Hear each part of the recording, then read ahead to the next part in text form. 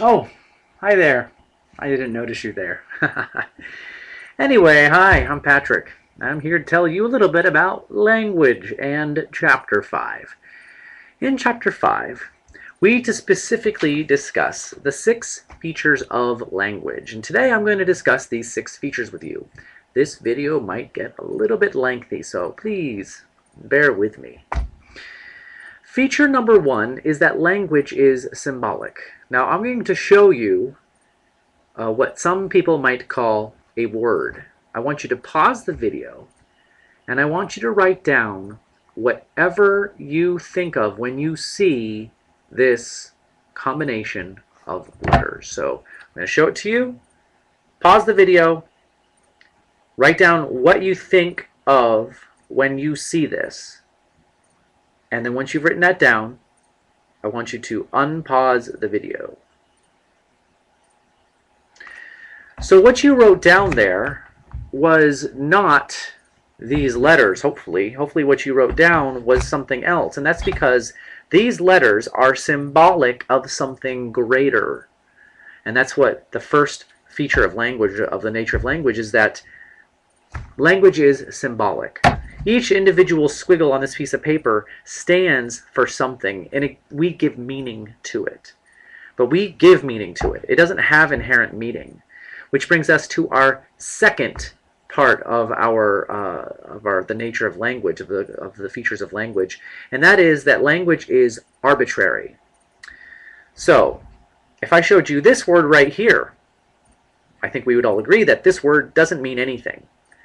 But it only doesn't mean anything because we've decided it doesn't mean anything.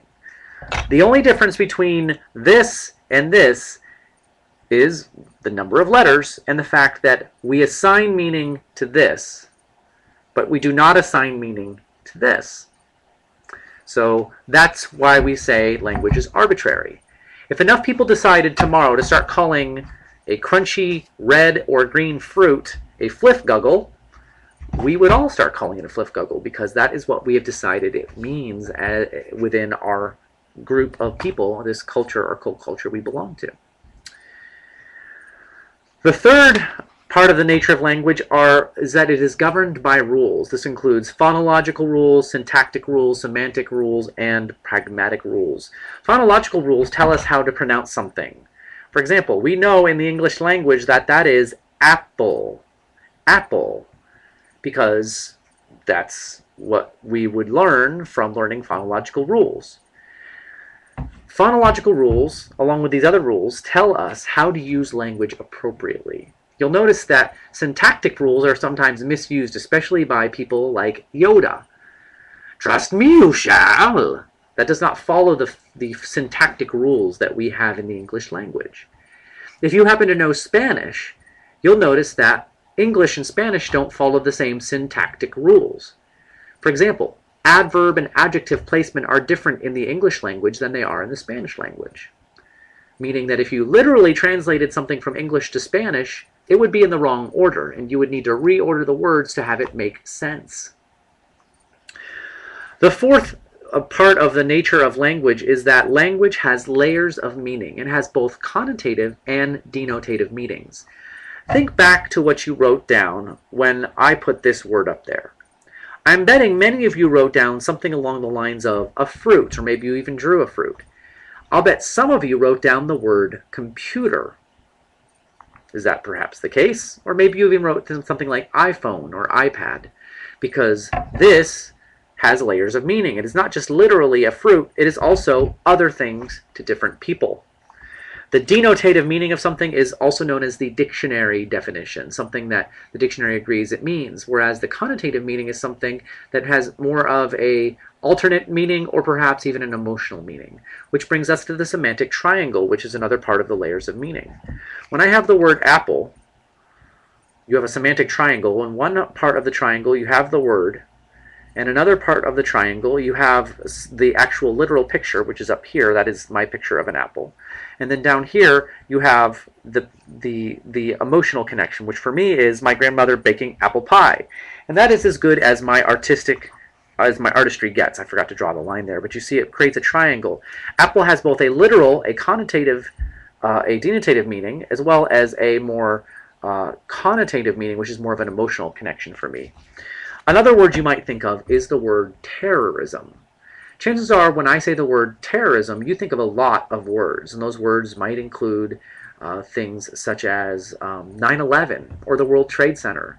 Sometimes in the past when I've asked people to write the word terrorism down, they write words such as Islam or Muslim. These are emotional connections, but not actual literal connections, because terrorism is not only related to a certain religion or a certain event in our history. Terrorism has a denotative meaning, but we normally think in connotative terms with especially emotional words.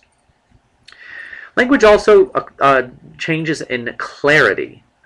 The clarity of language has to do with how abstract or concrete a word is. The word apple is fairly concrete, but not as concrete as it could be. Just the fact that some of you wrote down fruit and some of you wrote down computer shows that it's not clear enough. We have something called the ladder of abstraction. The ladder of abstraction basically brings us from one point to another. The most abstract is down here at the bottom.